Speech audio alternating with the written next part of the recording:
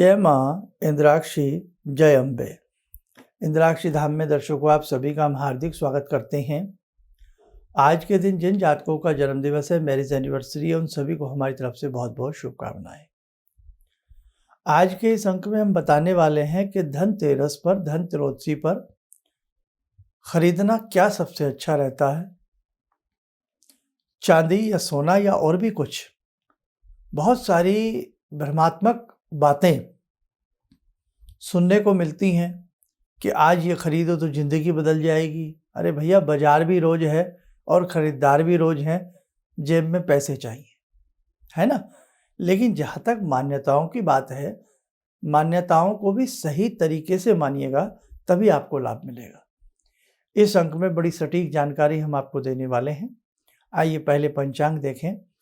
18 अक्टूबर सन 2022, दिन मंगलवार, कार्तिक मास, कृष्ण पक्ष, संवत 2079, तिथि अष्टमी। अष्टमी भी है और कल भी अष्टमी थी, लेकिन आज जो अष्टमी है ये 11:58 तक है, फिर उसके बाद नवमी लग जाएगी। नक्षत्र आज पुष्य है। राहु काल 3 से 4:30, दिशा सूर्य उत्तर दिशा। देखिएगा, 22 तारीख को शाम को 6:04 के बाद धन त्रयोदशी है और 23 तारीख में दिन भर धन त्रयोदशी का तीज और पर्व बनेगा। तो सही रूप में 23 तारीख की धन त्रयोदशी रहेगी, लेकिन 22 तारीख की भी यदि आप शाम के समय में करते हैं तो किसी तरह का कोई हर्ज नहीं है। लेकिन जहाँ तक खरीदारी का सवाल है तो शुभ समय वो 23 तारीख का ही बनता है, ध्यान रखें। क्योंकि त्रयोदशी, अब जो त्रयोदशी तिथि है, अब गणित पे चलिए ना, अब जब सारी चीज़ें हैं तो ऐसे खाली बातों में नहीं ना। तो जो त्रयोदशी तिथि है वो 22 तारीख को 6:04 शाम के तब लगेगी और 23 तारीख को शाम को 6:03 पर समाप्त हो रही है, यानी कि पूरे दिन है 23 तारीख को। इसलिए भाई शुद्धता और प्रामाणिकता जो है वो 23 तारीख की बनती है। अब आपकी इच्छा है, आगे आइए। हमें सबसे ज़्यादा खरीदना क्या शुभ होता है? देखो भैया, सोना चांदी हर व्यक्ति कह देता है कि चांदी खरीदें, सोना खरीदें, डायमंड खरीदें। भैया ये अपनी पॉकेट पर अलाउ करता है।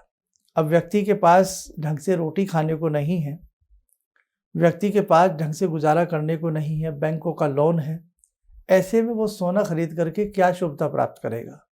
प्रैक्टिकली बात। अंधविश्वास में हमारा चैनल आपको नहीं डालेगा, हम अंधविश्वास में आपको नहीं डालेंगे। तो सबसे पहला चीज तो अपनी जेब के ऊपर डिपेंड करता है, आपकी पॉकेट क्या अलाउ करती है। उधार लेकर के मनाई गई खुशी खुशी नहीं होती, मन में चैन ही नहीं होता कि भाई हमने तो उधार लिया है, इसको उतारना भी है ना। तो ऐसा मत करना, ये गलत तरीका है। अब जहां तक शास्त्रों में उल्लेख है वो सोने का नहीं है, ये तो प्रचलन सोने को बेचने के लिए बना दिया गया है। बड़ी कड़वी बात करता हूं मैं।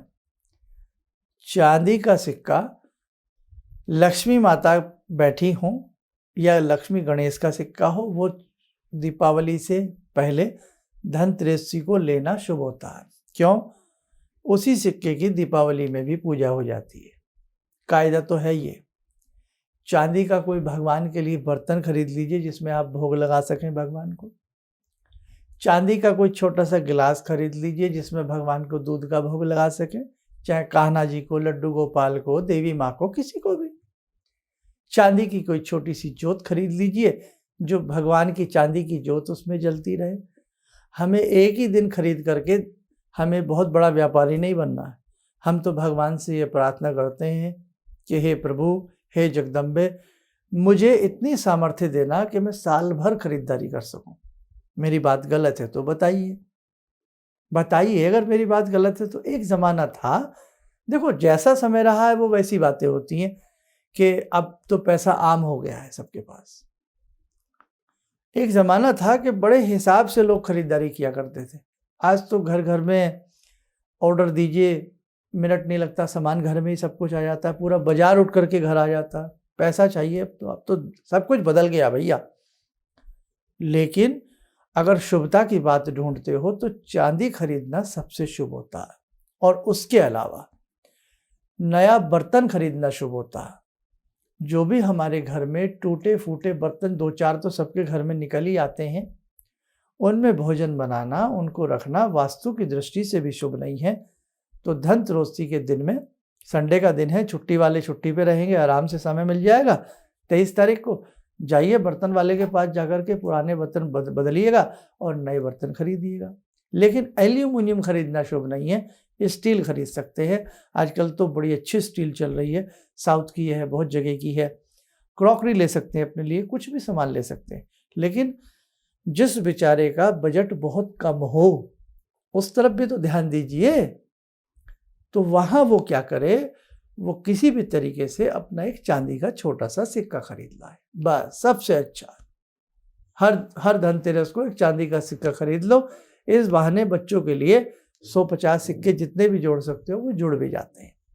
तो बस समझ में गए, सबसे श्रेष्ठ चांदी का बर्तन खरीदना, या भगवान की जोत, गिलास या कोई बाउल, और या घर के नए बर्तन लाना सबसे शुभ होता है। इसके अलावा तो पूरा बाजार ले आइए, पैसे आपकी जेब में चाहिए, पूरी ज्वेलरी शॉप को खरीद डालिए।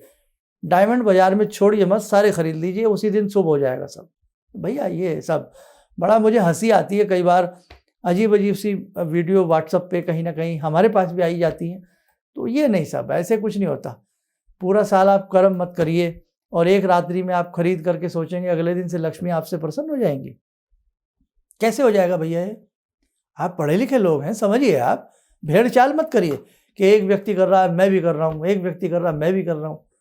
पहले तो सोना इतना महंगा है कि उसे खरीदो और कल को आपातकाल में बेचने भी कभी पड़ भी जाता है, या उसे दे करके नई चीज़ लेनी पड़ जाती है तो कांटा लगेगा, दुनिया भर का नुकसान खाओ। तो ऐसी खरीदारी का क्या फ़ायदा जिसमें नुकसान ही नुकसान हो। इसलिए ध्यान रखना, चांदी खरीदें, अपना सिक्का खरीदें, प्योर सिक्का खरीदना 99 कैरेट का। फिर सुन लीजिए, जब चांदी खरीदें तो प्योरिटी उनसे पूछ लें कि मुझे, क्योंकि सिक्का 100 कैरेट में कभी भी नहीं आता, पूरे टंच मतलब प्योरिटी उसकी, तो 99 टंच का होना चाहिए। फिर सुन लो मेरी बात, लिख लो कोरे कागज पे, 99% का सिक्का प्योर होता है, वही आप लाना। उस पर लिखा मिलेगा नीचे की तरफ 99.99 जो प्योर चांदी आपको मिलेगी। नहीं तो सिक्के भी बस पूछो ना हर लाइन में, बस क्या हो रहा है क्या नहीं हो रहा। ध्यान रखना, अगर सोना भी खरीदते हो वो भी प्योर खरीदो, बिस्किट खरीदिए, गिन्नी खरीदिए। अगर देखो भाई अपनी अपनी हैसियत है, सोना खरीदना है तो उस पर भी ध्यान रखना 99.99 नीचे बाकायदा लिखा होता है कि इतने कैरेट का ये प्योर सिक्का है। उससे फ़ायदा क्या होता है, आज ये 99.99 प्योर होता है। अगर 10 साल बाद सोने के भाव बहुत बढ़ते हैं तो वो सिक्का आपको उसी भाव में बढ़े हुए में बिकेगा, घटे हुए में नहीं बिकेगा। उसमें कोई काट नहीं कटती, ना चांदी में ना सोने में। ये सबसे बड़ी इसकी विशेषता होती है। इसलिए मेरे बच्चों, प्योरिटी के साथ रहो। जब खाना प्योर चाहिए तो सोना भी प्योर चाहिए, चांदी भी प्योर चाहिए, पैसे भी तो प्योर दे रहे हो आप अपने। तो इसलिए, और पुराना बर्तन घर से निकाल दो जो टूटा फूटा हो, और अपने हिसाब से चाहे थोड़ा सा नया बर्तन ले आओ, थोड़ा अच्छा लगता है घर में नई क्रॉकरी आना। बस ये सबसे शुभ होता है। और बाकी तो भगवान धन्वंतरी का पूजन करना 23 तारीख को, उसका विशेषांक आपको मिल जाएगा। दीपावली कैसे मनानी है उसका विशेषांक मिल जाएगा। ग्रहण इस बार बड़ा भारी है, वो मैंने सारी बातें बता दी हैं। ग्रहण विशेषांक हमारा आप सुन लेना। आइए, समय हो चला आज की ध्यान साधना का। ध्यान साधना में जुड़ते हैं हम भगवान वीरवर हनुमान जी से। हे प्रभु कृपा करना। ओम अतुलित बलधामं हेमशैलावदेयं धनुजवन कृशानु ज्ञानिनामग्रगण्यं सकलगुणनिधानं वानराणामधीशं रघुपतिप्रियभक्तं वातजातं नमामि। मनोजवं मारुततुल्यवेगं जितेन्द्रियं बुद्धिमतां वरिष्ठं वातात्मजं वानरयूथमुख्यं श्रीरामदूतं शरणं प्रपद्ये। श्रीरामदूतं शरणं प्रपद्ये। रामाय रामभद्राय रामचंद्राय वेदसे श्रीरघुनाथनाथाय सीताया पतये नमः। श्री हनुमंताय नमः। कवच बना लें, ध्यान करें, वीर बजरंगी महाराज की कृपा सभी के ऊपर बरस रही है।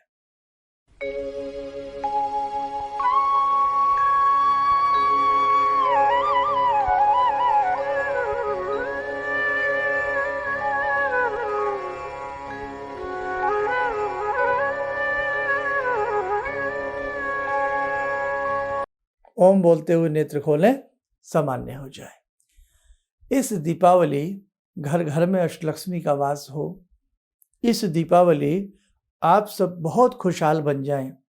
इस दीपावली आप सबकी मन की जो संकल्प हैं, मन की जो ख्वाहिशें हैं, वो सारी पूरी हो जाएं। और ये जो मैं हर अंक में छोटे छोटे उपाय बताता हूँ ना, ये मंत्र पढ़ लो। ग्रहण में भी मैंने एक मंत्र दिया है, ओम ह्रीम हम से। दीपावली के पूजन में भी कुछ बातें आपको बताई जा रही हैं।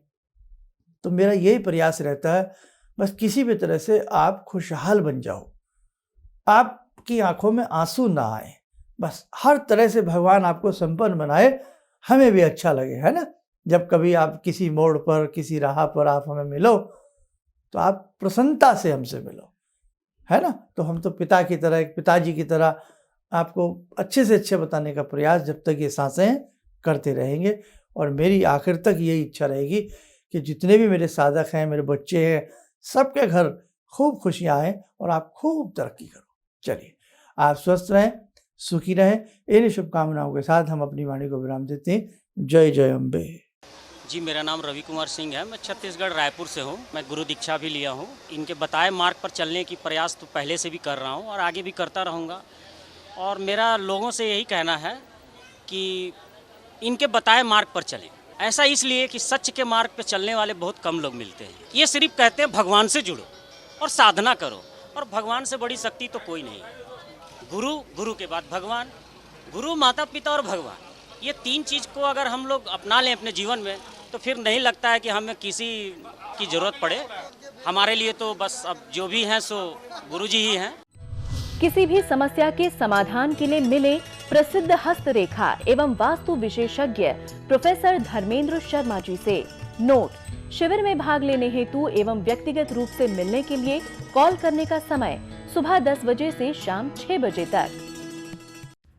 हमारे विभिन्न ज्ञानवर्धक कार्यक्रम देखने के लिए आप हमें अभी सब्सक्राइब करें, बेल आइकन को प्रेस करें ताकि आप देख सकें हमारा कार्यक्रम सबसे पहले। और अधिक जानकारी के लिए फेसबुक पेज को लाइक करना न भूलें।